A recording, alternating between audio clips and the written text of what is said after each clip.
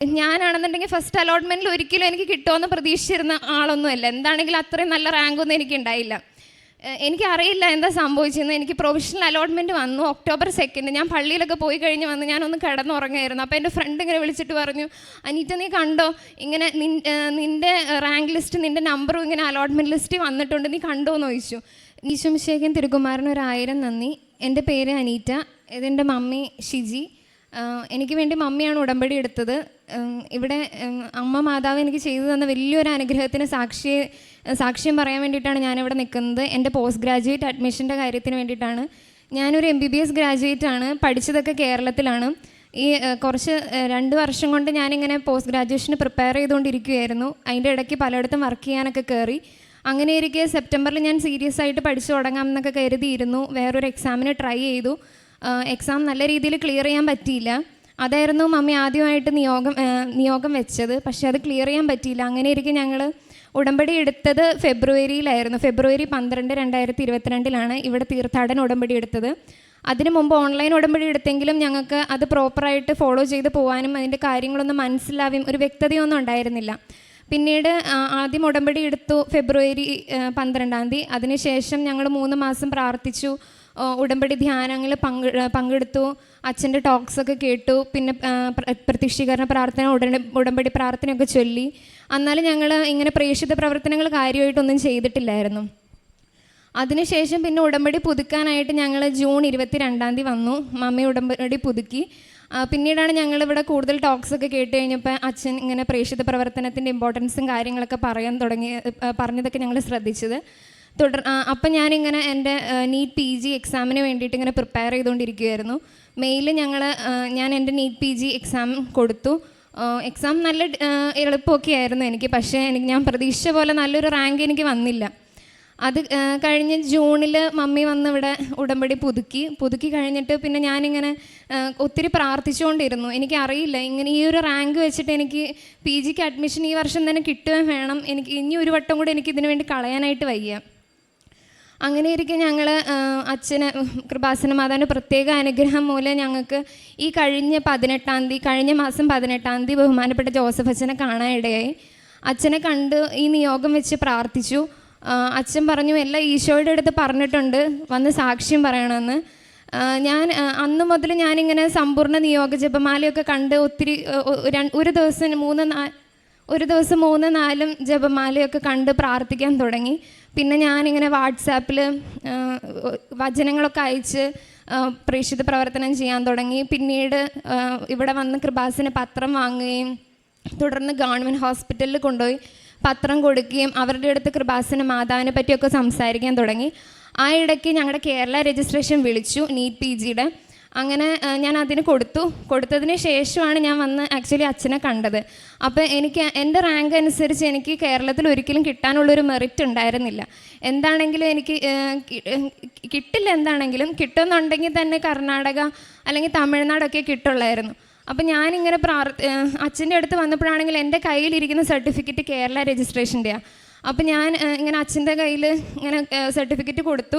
അപ്പോൾ ഞാനിങ്ങനെ മനസ്സിൽ വിചാരിക്കുന്നുണ്ട് എനിക്ക് കേരളത്തിൽ കിട്ടാൻ ഒരു സാധ്യതയില്ല. കർണാടകയോ തമിഴ്നാടിൻ്റെ ഒന്നും ഞാനിട്ട് അപ്ലൈ ചെയ്തിട്ടുമില്ല. എനിക്ക് അറിയില്ല എന്താ ചെയ്യേണ്ടതെന്നുള്ള കാര്യം. എനിക്ക് അങ്ങോട്ട് പോകാനും വലിയ താല്പര്യമില്ല.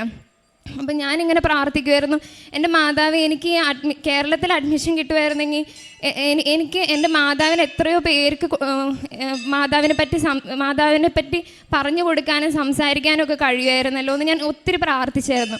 അങ്ങനെ ഞാൻ ഇങ്ങനെ വന്ന് ഒത്തിരി ഇങ്ങനെ ആലോചിച്ചിങ്ങനെ ഞാനിങ്ങനെ വിചാരിക്കുമായിരുന്നു കർണാടകയിലും തമിഴ്നാട്ടിലൊക്കെ ഇട്ട് ഞാൻ കന്നഡയും തമിഴൊക്കെ പഠിച്ച് മാതാവിനെ പറ്റി പറയാമെന്നൊക്കെ പറയുന്നത് എനിക്ക് പെട്ടെന്ന് ലാംഗ്വേജ് പഠിക്കാൻ ഇച്ചിരി ബുദ്ധിമുട്ടുള്ള ആളാണ്. അപ്പോൾ അത് ബുദ്ധിമുട്ടല്ലേ മാതാവേ, ഞാൻ ഈ കേരളത്തിൽ കിട്ടുകയാണെന്നുണ്ടെങ്കിൽ എന്താണെങ്കിലും അഡ്മിഷൻ കിട്ടിക്കഴിഞ്ഞാൽ ഞാൻ ആ കിട്ടുന്ന കോളേജിൽ എന്താണെങ്കിലും ഞാൻ എൻ്റെ മാതാവിനെ പറ്റി എന്താണെങ്കിലും പ്രഘോഷിക്കും, മാതാവിനെ പറ്റി പത്രം ഞാൻ വിതരണം ചെയ്യും എന്നൊക്കെ ഞാൻ പറഞ്ഞ് ഒത്തിരി പ്രാർത്ഥിക്കുമായിരുന്നു.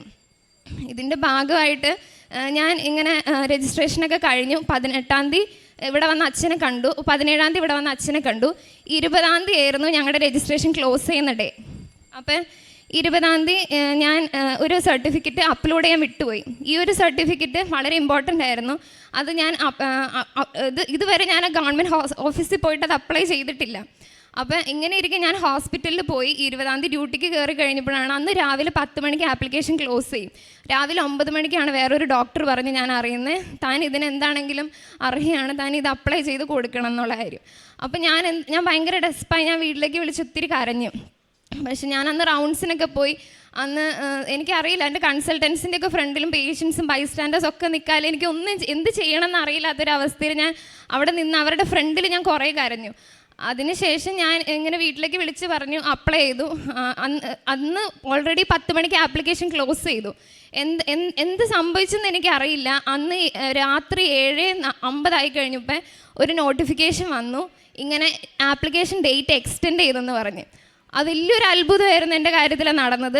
അത് കഴിഞ്ഞിട്ട് പക്ഷേ എന്താ സംഭവം എന്ന് വെച്ചാൽ അതൊരു ശനിയാഴ്ചയായിരുന്നു. പിറ്റേന്ന് ഞായറാഴ്ച ഗവൺമെൻറ് ഓഫീസൊക്കെ ക്ലോസ്ഡ് ആവും. പിന്നെ എക്സ്റ്റെൻഡ് ചെയ്ത് നീട്ടിക്കുന്നതാണെന്നുണ്ടെങ്കിൽ 22 എന്ന് പറയുമ്പോൾ മൺഡേ രാവിലെ 10 മണി വരെ.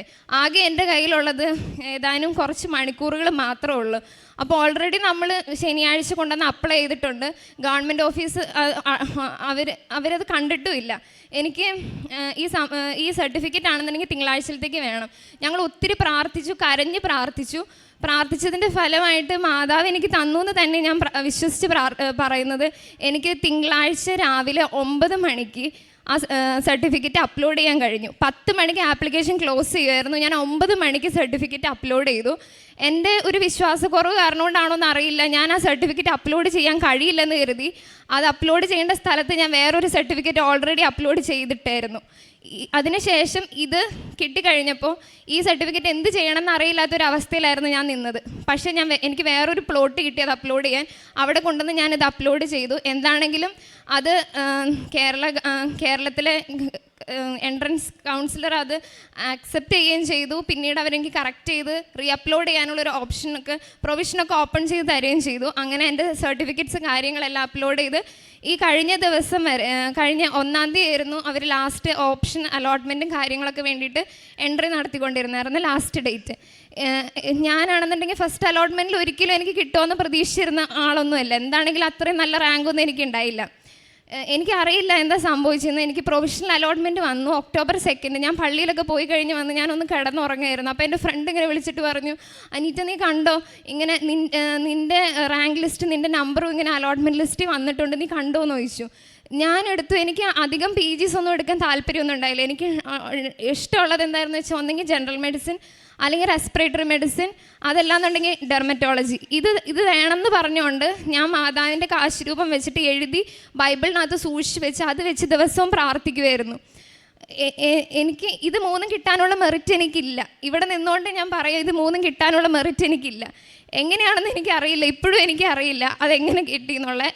എനിക്ക് സൺഡേ രാവിലെ ഒരു 11 മണിയൊക്കെ ആയപ്പോഴേക്കും പ്രൊവിഷണൽ ലിസ്റ്റ് ഇട്ടു. ഇപ്പോഴും പ്രൊവിഷണൽ തന്നെയാണ് കിടക്കുന്നത്. പ്രൊവിഷണലി എനിക്ക് MD റെസ്പിറേറ്ററി മെഡിസിൻ അഡ്മിഷൻ കിട്ടി. മാതാവിൻ്റെ വലിയൊരു അനുഗ്രഹം കാരണം കൊണ്ട് മാത്രം. ഇനിയും അത് തന്നെയായിരിക്കും ഫൈനൽ റിപ്പോർട്ടും വരാൻ പോകുന്നത് എന്ന് വിശ്വസിച്ചുകൊണ്ട് മാതാവിന് 1000 നന്ദി പറയുന്നു. പരിശുദ്ധ അമ്മയ്ക്കും നന്ദി പറഞ്ഞ് പ്രാർത്ഥിക്കാം. Efesos 2:8 പറയുന്നത്, വിശ്വാസം വഴി കൃപയാലാണ് നിങ്ങൾ രക്ഷിക്കപ്പെട്ടത്, അത് നിങ്ങൾ നേടിയെടുത്തതല്ല, ദൈവത്തിൻ്റെ ദാനമാണ്. ഈ കൃപയാണ് ഒരു വ്യക്തിയുടെ ജീവിതത്തിൽ ഉയർച്ച നിറഞ്ഞ പാതകളിലേക്ക് നയിക്കുന്നത്. അത് നൽകുന്നത് കർത്താവ് തന്നെയാണ്. അതിന് നമ്മെ സഹായിക്കുന്ന വ്യക്തിയാണ് പരിശുദ്ധ അമ്മ. മരിയൻ ഉടമ്പടിയിലൂടെ ഉടമ്പടിയിൽ അമ്മയാണ് ഉടമ്പടി എടുത്തതെങ്കിലും മകളും ഈ ഉടമ്പടിയുടെ ഭാഗമായി നിന്നുകൊണ്ട് അമ്മയോടൊപ്പം ആ ഉടമ്പടി നിബന്ധനകളൊക്കെ വിശ്വസ്തയോടെ പാലിച്ചപ്പോൾ അതിലെല്ലാ കാര്യങ്ങളും വ്യക്തതയോടെ ആഴപ്പെട്ട് മനസ്സിലാക്കിക്കൊണ്ട് അത് കൃത്യതയോടെ ചെയ്യാൻ തുടങ്ങിയപ്പോൾ പരിശുദ്ധ അമ്മ പറഞ്ഞ ഒരു കാര്യം, അവൻ പറയുന്നത് അതുപോലെ ചെയ്യുക, അത് കൃത്യമായി ചെയ്യാൻ തുടങ്ങിയപ്പോൾ കൃപ ഒഴുകിയിറങ്ങാൻ തുടങ്ങി. ഒരിക്കലും സാധിക്കില്ല അല്ലെങ്കിൽ കഴിഞ്ഞു പോയി എന്ന് വിചാരിച്ചിരുന്ന വിഷയം സർട്ടിഫിക്കറ്റ് കിട്ടുക, അപ്ലോഡ് ചെയ്യുക, അതിനുവേണ്ടി അഡ്മിഷൻ്റെ കാര്യങ്ങൾക്ക് വേണ്ടി ഒരുങ്ങുക, ഈ കാര്യങ്ങളിലൊക്കെ സമയങ്ങൾ ഒത്തിരിയേറെ പാഴായി പോയിരുന്നു അല്ലെങ്കിൽ കഴിഞ്ഞു പോയിരുന്നു. പക്ഷെ അവിടെ സഞ്ചാരി മാതാവ് സഞ്ചരിച്ച് സമയം പൂർത്തീകരിച്ച് അത് മനോഹരമാക്കി അത് കൃപയിൽ നിറച്ച് ഈ മകൾക്ക് അത് ഭംഗിയായിട്ട് ക്രമീകരിച്ച് നൽകി. പരിശുദ്ധ അമ്മയ്ക്ക് ഈശോയ്ക്കും കോടാനുകോടി നന്ദി പറഞ്ഞുകൊണ്ട് തൃത്വിക ദൈവത്തെ മഹത്വപ്പെടുത്തി കരമടിച്ച് അവിടുത്തെ ആരാധിക്കാം. ഈശോയെ നന്ദി, ഈശോ ആരാധന, ഈശോയെ മഹത്വം.